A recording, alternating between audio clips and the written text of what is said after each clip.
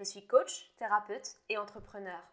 Je vous accompagne pour vivre une vie plus alignée, dans laquelle vous osez être qui vous êtes vraiment et dans laquelle vous avancez en toute confiance vers vos rêves. Avant d'être coach, j'étais responsable RH en entreprise. Puis j'ai fondé Be Your Best Self, mon entreprise de coaching, en 2017. Dans mes coachings, je vous accompagne à votre épanouissement intérieur, l'accueil et la gestion de vos émotions, votre confiance en vous. Mais de par mon parcours d'ancienne RH, je vous accompagne aussi dans votre épanouissement professionnel, votre équilibre pro-perso, le fait de vous mettre des limites au travail, de mieux communiquer avec vos collègues, votre manager, de vous organiser ou encore de dépasser le syndrome de l'imposteur au travail.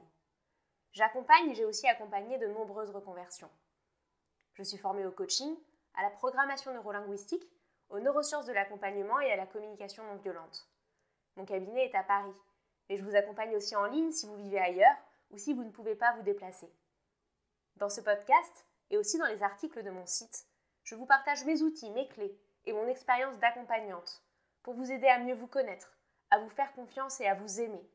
Et surtout, à vous mettre en mouvement dans vos projets pour créer et vivre la vie dont vous rêvez. Très bonne écoute. Bonjour à tous et à toutes. Aujourd'hui, je voulais vous parler d'un sujet qui me semble essentiel. À la fois dans la société de la vitesse, de la performance et aussi du burn-out dans laquelle on évolue parfois. Et également essentiel parce que au cabinet, dans les séances de coaching, je vois beaucoup cette problématique revenir. Cette problématique, c'est quoi ? C'est tout simplement le fait que beaucoup d'entre nous, beaucoup d'entre vous, ne prennent pas assez soin d'eux. Et donc, aujourd'hui, je voulais dédier cet épisode au fait de prendre soin de soi comme si on était la personne la plus précieuse dans notre vie. Parce que oui, vous êtes la personne la plus précieuse dans votre vie. J'ai des clients qui s'épuisent au travail au détriment de ce qui compte vraiment pour eux, comme leur famille, leur vie sociale ou leur santé.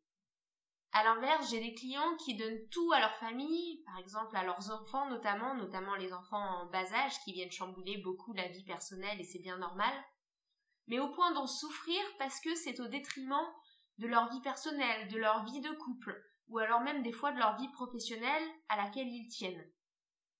J'ai aussi des clients qui n'osent pas dire non, et du coup qui se retrouvent à dire oui à un ami qui a besoin d'aide, alors que eux sont épuisés, ont aussi d'autres priorités. J'ai aussi des clients qui se retrouvent à changer pour les autres plutôt que pour eux. Évidemment, changer, c'est quelque chose de positif quand c'est quelque chose qui nous motive profondément. On est au moment des bonnes résolutions, en début d'année, au moment où j'enregistre ce podcast. Et bien sûr que je peux inviter les personnes qui le souhaitent à changer si au fond d'elles-mêmes, cette motivation de changement les anime véritablement pour elles. Se mettre davantage au sport, comme pour beaucoup, changer de carrière, pour ceux qui ne s'épanouissent plus. Tout ça, évidemment, c'est très positif. Mais quand on change pour les autres, pour faire plaisir aux autres, avant tout, plutôt que pour quelque chose qui est profondément inscrit en nous, là encore, on n'est plus dans le soin de nous-mêmes, mais dans le soin de l'autre. Alors, dans ce podcast, j'ai envie justement, si vous vous reconnaissez dans un de ces exemples, ou peut-être dans d'autres exemples de situations dans lesquelles vous donnez plus aux autres qu'à vous-même. Par exemple, vous faites plus souvent des cadeaux que vous achetez aux autres qu'à vous-même. Vous passez plus de temps à vous occuper des autres qu'à prendre soin de vous. Eh bien, j'ai envie de vous inviter à prendre soin de vous comme de l'or, comme de la ressource la plus précieuse dans votre vie.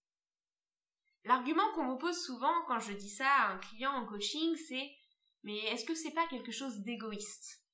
Est-ce que c'est pas finalement oublier l'altruisme que de passer du temps à s'occuper de soi alors qu'il y a tant de personnes qui ont besoin de notre aide, alors qu'on pourrait aider un collègue au travail, alors qu'on doit s'occuper de nos enfants, alors qu'on a des amis qui ont une peine de cœur, alors qu'il y a des personnes qui meurent de faim. Bien sûr qu'il y a toujours des gens qu'on peut aider. Mais la vérité, c'est que vous occuper de vous avant tout, ce n'est pas égoïste. Parce que si vous voulez prendre soin des autres, si vous voulez contribuer au monde avec tout ce que vous avez de meilleur à donner, si vous voulez donner votre énergie, votre lumière, vos ressources, votre aide, votre efficacité, vos talents au monde, vous ne pouvez le faire que si votre cœur est léger, que si votre santé est bonne et que si vous avez fait le nettoyage des émotions qui vous pèsent. Et oui, on ne peut prendre soin des autres et contribuer au monde que si on a pris soin de soi. Je suis sûre que ça vous est déjà arrivé de perdre patience avec un proche parce que vous étiez trop stressé ou trop fatigué, que ça vous est arrivé d'envoyer bouler un collègue parce que vous aviez trop de charge de travail, que ça vous est déjà arrivé d'aller aider un ami mais d'y aller à contre-cœur et finalement de faire un peu mauvaise mine parce qu'en fait vous aviez d'autres plans en tête. Et bien dans tous ces cas où vous avez fait passer les autres avant vous-même, vous n'avez pas pu donner la meilleure version de l'aide, du soin, de l'amour que vous pouviez donner, parce que la première personne qui en avait besoin, c'était vous. Et peut-être que d'autres personnes, qui elles étaient rechargées en amour d'elles-mêmes, en santé, en énergie, en temps pour elles, auraient pu s'occuper de la personne que vous avez aidée. Mais vous n'avez pas laissé cet autre collègue, cet autre ami, qui eux étaient en forme, qui eux étaient rechargés, venir donner de l'aide, et vous avez accouru un petit peu comme un sauveur, sauf que vous l'avez fait au détriment de vous-même et donc vous êtes devenu un petit peu votre propre bourreau. Et peut-être donc que vous n'avez pas tant aidé la personne à qui vous vouliez offrir cette aide. Ou peut-être que vous n'aviez pas tant été efficace sur le dossier professionnel sur lequel vous vouliez travailler. Ou peut-être que vous n'avez pas été aussi patient avec vos enfants que vous auriez voulu l'être. Ou peut-être que vous n'aviez pas été autant à l'écoute de votre conjoint ou de votre conjointe qui n'allait pas bien et qui vous demandait de l'écoute. Alors ce que je vous invite à faire dans ce podcast, c'est de comprendre que si vous ne prenez pas soin de vous, de votre mental, de votre corps, de vos émotions sur le long terme, cela aura des répercussions pour vous et pour les autres, pour vos relations et pour votre environnement. Alors non, ce n'est pas de l'égoïsme que de prendre soin de vous. Et vous verrez, quand vous aurez suffisamment pris soin de vous, alors naturellement vous aurez envie d'offrir de l'aide, du travail, de l'énergie, de la lumière, de l'écoute, du temps aux autres. Je peux vous assurer que prendre soin de vous, ça va vous éviter de la fatigue, de l'épuisement, du surmenage, du burn-out, mais aussi des problèmes de santé comme de l'eczéma en raison de la nervosité, de l'anxiété ou du stress, comme des maux de ventre. Mais au-delà des problèmes de santé, des problèmes de sommeil, des relations tendues aussi, en raison de votre irritabilité ou de votre manque de patience. Cela peut vous éviter tout à coup de vous isoler, de vous couper du monde, ou encore de manquer de clarté dans vos objectifs, que ce soit des objectifs de vie, des objectifs professionnels, comme un projet professionnel. Eh bien, le fait de prendre soin de vous, ça va vous permettre de gagner cette clarté dans vos objectifs. Vous allez voir aussi, vous serez moins sujet aux émotions cocotte-minute, ces émotions qui explosent tout d'un coup, parce que la goutte d'eau a fait déborder le vase. Ou alors, au contraire, si vous êtes plutôt quelqu'un du genre à vous couper de vos émotions, eh bien, il se trouve que prendre du temps pour vous va vous aider à vous reconnecter à vos vraies envies, à vous reconnecter à ce qui se passe en vous, à identifier si ce que vous ressentez c'est de la peur, de la frustration, de la tristesse, de la joie, et donc à mieux avancer dans la vie grâce aux boussoles que sont vos émotions. J'ai fait un des épisodes de mon podcast à ce sujet qui s'appelle « Les émotions sont nos alliés » et je vous invite à l'écouter si jamais le sujet des émotions vous parle. Donc cela étant dit, prendre soin de soi comme de la personne la plus précieuse dans sa vie, à quoi est-ce que ça ressemble ? Eh bien, ça passe par quelques basiques et pourtant quelques basiques qu'on dénigre bien trop souvent. Tout d'abord, le sommeil. S'autoriser à avoir une nuit de sommeil qui nous correspond, pour certains c'est 7 heures, pour certains c'est 9 heures, pour certains c'est même 10 heures, et c'est ok. De la même façon qu'on n'est pas tous nés avec le même physique, avec les mêmes ressources, avec les mêmes capacités, avec les mêmes envies, on n'est pas tous nés avec les mêmes besoins en sommeil. Et donc c'est important que vous fassiez avec ce que vous avez, et que vous compreniez que ce temps de recharge, il est nécessaire pour que vous fonctionniez de la bonne façon. Mettons que vous ayez un téléphone super puissant, hyper efficace, qui prend des photos hyper qualitatives et qui est hyper rapide, mais qui a peut-être besoin d'un peu plus de temps de rechargement que les autres.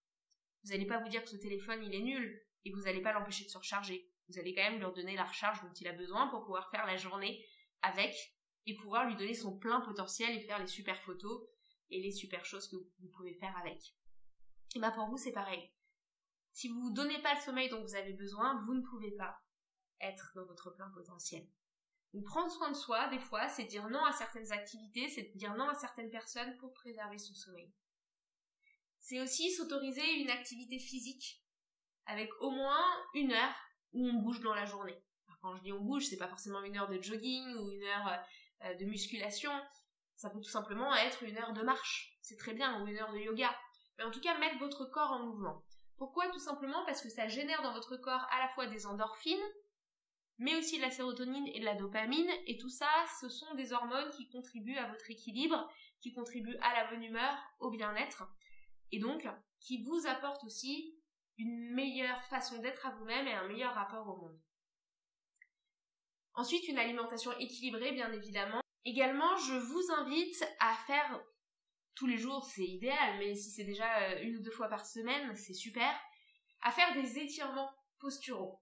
Les étirements posturaux, qu'est-ce que c'est? C'est des étirements de nos muscles. Alors ça peut être les étirements de notre dos, de notre nuque, de l'arrière de nos jambes, de nos bras. C'est tous les étirements qu'on fait en stretching et en yoga par exemple, mais qui sont essentiels parce qu'en fait il y a beaucoup de toxines et d'émotions qui sont stockées dans ce qu'on appelle les fascias. Et donc lorsqu'on les étire, ça permet de libérer tout un tas de toxines et d'émotions. Donc ça c'est important aussi justement pour se sentir bien avec soi-même. Ça passe aussi par la respiration. Un cerveau bien oxygéné, c'est un cerveau qui est plus calme, qui est plus conscient, qui est moins stressé. Ce sont aussi des muscles et un corps qui sont plus alertes. Donc des exercices de respiration, quelques minutes par jour, prendre une profonde inspire complète par le ventre et une profonde expire et faire ça sur plusieurs cycles, ça peut véritablement aussi contribuer à votre équilibre. Prendre soin de soi, qu'est-ce que c'est d'autre? C'est aussi prendre des temps pour jouer. Le jeu, la détente. Jouer avec des amis, à des jeux de société. Ça peut être, pourquoi pas, si c'est ce que vous aimez et que c'est pas une addiction pour vous, jouer à des jeux vidéo. Ça peut être aussi des jeux créatifs.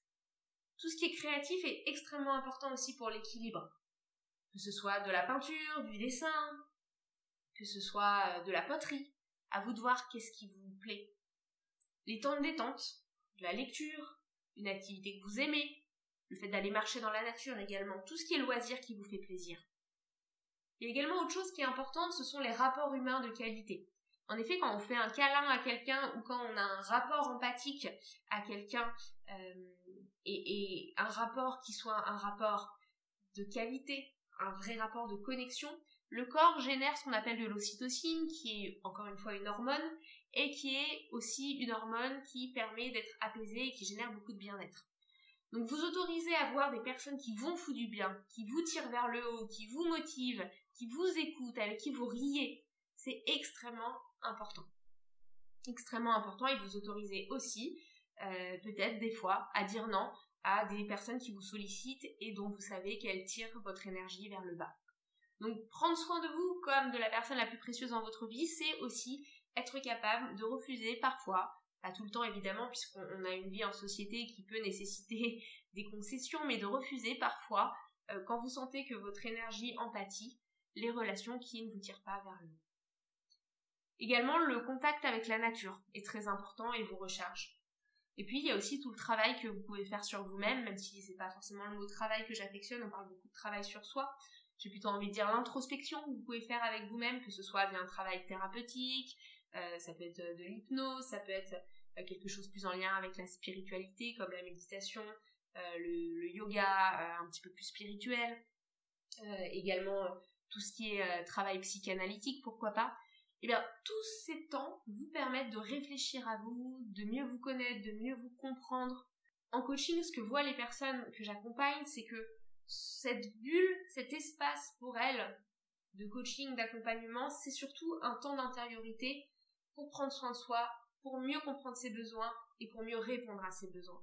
Donc ça aussi, ça peut véritablement faire partie de l'équilibre que vous pouvez vous donner. Et puis cette pratique d'intériorité, elle peut aussi avoir lieu avec des pratiques comme par exemple le journaling. J'ai fait un article au sujet du journaling sur mon site www.beyourbestself.fr où je vous explique un petit peu comment procéder et les questions auxquelles vous pouvez répondre. Mais juste pour vous expliquer en gros ce que c'est, il s'agit chaque jour d'ouvrir une page d'un carnet ou une page d'un document Word et d'écrire un petit peu tout ce qui vous vient. Ça peut être soit au sujet d'un thème précis, soit sous un format d'écriture libre. Et donc sur mon site, je vous donne des idées de questions auxquelles répondre si vous n'aimez pas le format écriture libre. Et en tout cas, ça vous permet de voir un petit peu vos schémas de pensée, de voir les émotions qui reviennent, de voir les questionnements ou les doutes qui vous traversent, ou les envies aussi, les besoins qui reviennent et que vous êtes appelé à davantage honorer. Donc ça peut aussi tout à fait être via ce type de travail qu'on prend du temps pour son intériorité. Bref, tous ces éléments vous permettent de prendre soin de vous. Et ce sont tous ces éléments qui vous permettront ensuite de prendre soin des autres et de contribuer au monde de la meilleure des façons que vous pouvez le faire. Par ailleurs, je voulais vous dire que vous êtes la personne à qui vous allez passer le reste de votre vie. Vous êtes d'ailleurs peut-être la seule personne avec qui vous êtes sûr de passer tous les instants de votre vie. Vous êtes donc la personne la plus précieuse dans votre vie. Vous êtes aussi la personne avec laquelle vous êtes amené à vous sentir le mieux dans votre vie. Quitte à passer du temps avec vous, autant être bien avec vous-même, être bien avec vos émotions, être en paix avec vous. Et donc, puisque vous êtes la personne avec qui vous allez passer toute votre vie, prenez soin de vous. Vous êtes aussi le biais par lequel toute votre expérience de vie passe. C'est par le biais de votre cerveau, qui analyse, qui observe, de votre cœur, vos émotions qui ressentent, de votre corps, qui expérimente et qui sent, que vous vivez votre vie et votre expérience de vie. Et donc, si vous ne prenez pas soin de la qualité de votre esprit, de la nourriture intellectuelle que vous mettez dans votre cerveau et de la nourriture physique que vous mettez dans votre corps, que vous ne prenez pas soin de recharger votre corps, que vous ne prenez pas soin de détendre aussi votre esprit, de nourrir positivement vos émotions, eh bien forcément ça va venir flouter votre expérience de vie. Ça va être comme un filtre un petit peu grisâtre sur votre expérience de vie. Votre bonheur ne passe que par un filtre, le vôtre. Prenez donc soin de vous comme de la personne la plus précieuse dans votre vie. Quelque chose que j'aime bien dire en séance aux personnes que j'accompagne en coaching, c'est une métaphore que j'aime bien, c'est finalement de prendre un peu soin de soi comme d'un enfant dont on aurait la charge. Si vous étiez votre propre parent, comment est-ce que vous vous traiteriez? Probablement avec amour. Vous vous donneriez suffisamment à manger, suffisamment à boire, suffisamment de sommeil, vous autoriseriez à jouer, à vous détendre, vous vous câlineriez. Alors, autorisez-vous à vous traiter comme un enfant dont vous prenez soin. Ce n'est pas optionnel. Vous le faites pour vous et vous le faites pour le monde. Vous ne pouvez donner que si vous acceptez de vous donner. Alors oui, je vous le répète, vous êtes la personne la plus précieuse dans votre vie. À bientôt.